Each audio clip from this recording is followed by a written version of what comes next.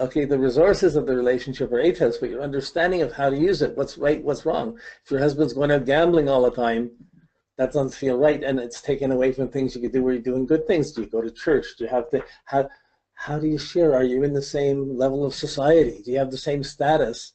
If you have the same similar status, well, maybe you have similar principles and you can understand how to align with each other to make the relationship work. So the choice is about understanding who you want to be with, who you like, who you understand, who's right, who's wrong, who's more principled than others, and who are you ready to accept? Do you need to have someone the same level of society as you or someone less? Do you choose higher, lower?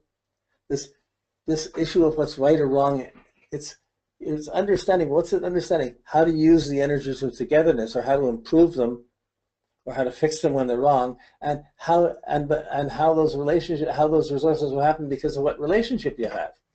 How did you choose your relationship? How come you got this guy? I got this partner. I'm not with them forever, but here I am. But we set up partnerships. We have resources or don't have, and we learn some relationships are better than others. We learn what's right and what's wrong in sharing. This is the 9th house. And this learning what's right and wrong in sharing, this moral or ethical or philosophical health, is also the house of legal understanding. What's right, what's wrong? The social judge.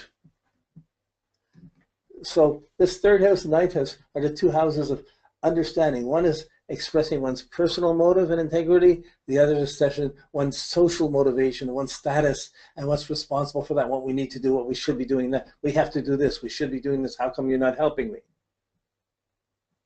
Or you're doing that, I don't want to help that. You know, it's fueled from interrelationships. So you have someone who doesn't have relationships and isn't functional in the world. These areas are going to be more challenged because there'll be other areas, like someone can have a lot of planets there and have a challenged morality because they're using all the energy wrongly. Someone who has nothing there might not have as much disturbances around it. It'll sit there. It won't be the primary issue. Okay, so these are the cadent. One is know-how, the knowledge. The 3rd house, the knowledge and understanding how to use what you have. The 9th house is the understanding of principles and philosophy of understanding use what we have or why we're together or what we should be doing. It's that moral voice that goes on about what we should be doing and what the partner should be and how we should be working together. When it works together, it's the team spirit, like how we work together and how it's right and wrong, and it's really magical. It can accomplish great things. But if you have a bad relationship, how are you going to have a position? How are you going to get good positions? How are you going to have good friends? A bad relationship really impairs these things and causes difficulty to accomplish anything. It's difficult for other people to get close to you because how can they get close to you? Like if you're in a relationship and you get divorced, you lose a whole set of friends. A lot of friends won't choose sides. It's just gone, especially relationship friends. So this is a mandala. It spins around. It's alive. It's dynamic. It's changing. It goes through all these functional changes. And just as soon as I say something, there's more that can be said, and it goes on, but you have to just get a start of this, realizing these categories are there, and when someone has that category, it's going to be present. They're going to have to work on that category with whatever planet or whatever level of functioning that's challenging. So it's a very different thing if Mars is there, or Mercury is there, or Venus is there. Each planet has its own energy that it puts into that area, and it'll put it there positively or negatively. Wow, thank heaven the day changes every 24 hours. It starts, it dies and starts over again, and we get many runs at using this energy. Okay, the 6th house and the 12th house, they're not so much about understanding, although there's an element of understanding that's important in it, but really they're houses of adjustment, of transforming things. If your status, your relationship, your job isn't working well, you have to understand it. How do you transform things to make it better? If you've done bad things, how do you fix it? How do you atone for it and make it better? That's the 12th house. It's social adjustments. Your status, your friends, or lack of it, you do something right, do something wrong, they did something right, they did something wrong. You're thinking about it. Who's who, what's happened, what should be happening. This consciousness about, I'm a failure, I'm a success, it should have been like this, they're a loser. This 12th house, good example would be like recently, just reading the paper today, there was something where Donald Trump was calling the London mayor a loser for having the terrorist bomb go off in England.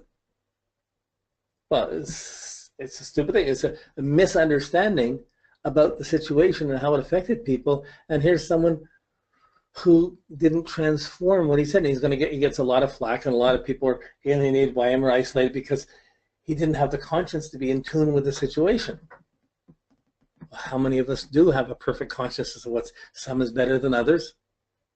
You add drugs or alcohol into it, you get all kinds of social dysfunctionality. And the social dysfunctionality, the status, the friendships, your interrelationships, how it works or doesn't work, what you're covering up, what you're not. These are conscientious things. But how do you transform bad habits? How do you change a bad position? If you get fired, how do you build up a new credibility? How do you transform if you've been dishonest? How do you get trust again? If you have to, like, all of these issues is, if you've built up a business and you've ripped off people, or just it hasn't done well and you have to end it, how do you end it and start over? Do you know how to end? This conscientious, well, I tried, it didn't work. When does something have to be ended? When does it not? This is house of how to transform. If something fails, how to transform. If something's working, how to transform it to make it go better. What's right or wrong? How to troubleshoot. How to keep it on the right track. How to not. If things accumulate and hurt other people, and it accumulates, it's going to come back and affect your position. The gang will have more importance than one person, you. So this consciousness of I'm doing what's good, am I doing right, am I doing wrong? This consciousness is the 12th house. It's often the place where we think we have debts to pay from other lifetimes. But really, when we're projecting our identity, you go up, you're up in an elevator and two people get on the elevator and there's three of you in the thing. You're in this little composed place, just the three of you. Do you say hello? Do you smile, or do you just ignore each other?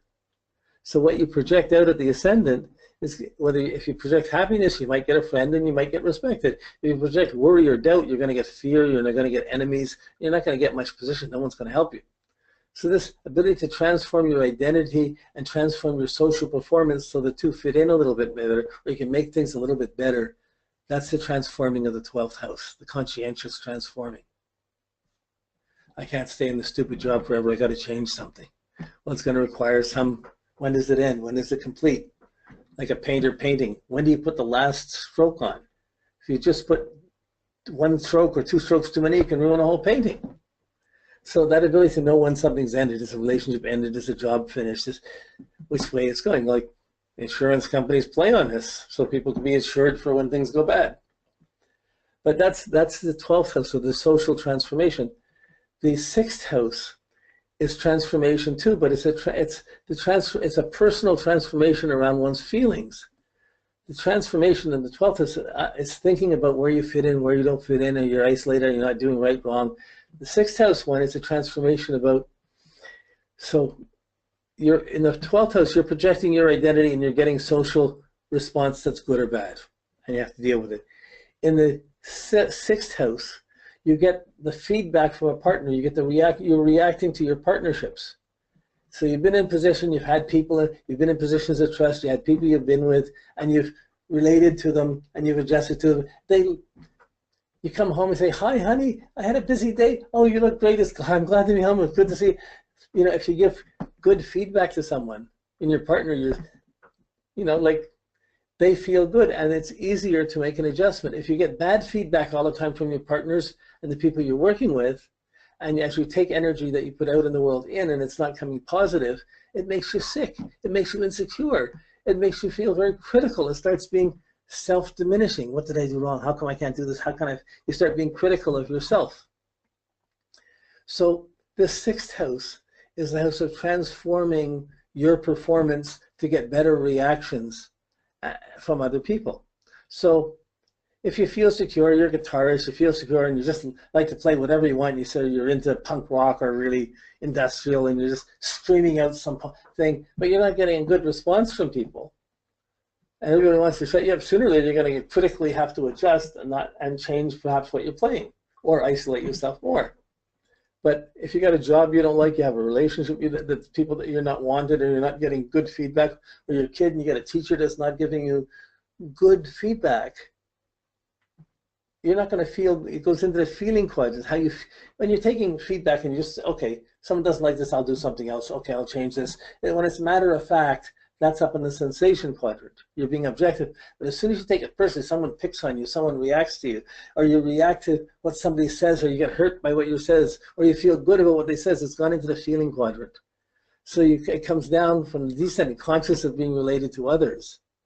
You start picking up the feelings from others and you respond to others. Your way of responding, your way of making something personal from your partner, that's your descendant, that's not your ascendant.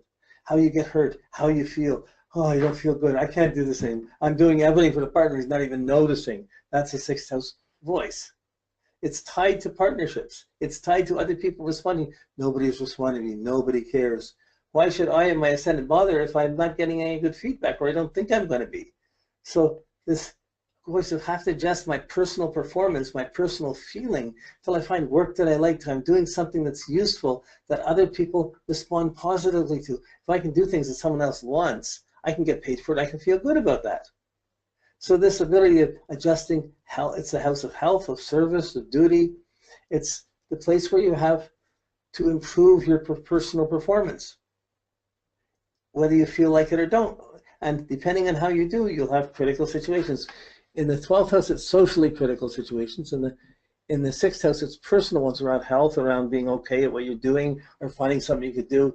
It's self-critical area. So often that's health or having skills that would let you do something good, or I don't have any skills, I'm not doing what I'm going to do. So you're always questioning yourself in the 6th house so that you can transform your performance. What's next? I'm a hockey player for 20 to 30, and all of a sudden, what am I going to do in my 40s or 50s? I'm a mom through my 20s and 30s. Kids are growing up. What am I going to do now? You know, or I'm 15, getting out of school. What am I going to do? Like this. What am I going to do is a personal question. Where do I fit in, and what do I do to relate to other people? That's the other half of it. What I'm putting out is the rising side. How I'm responding is the setting side, but the 6th house is how you're critically responding, positively or negatively, to the feedback you're getting.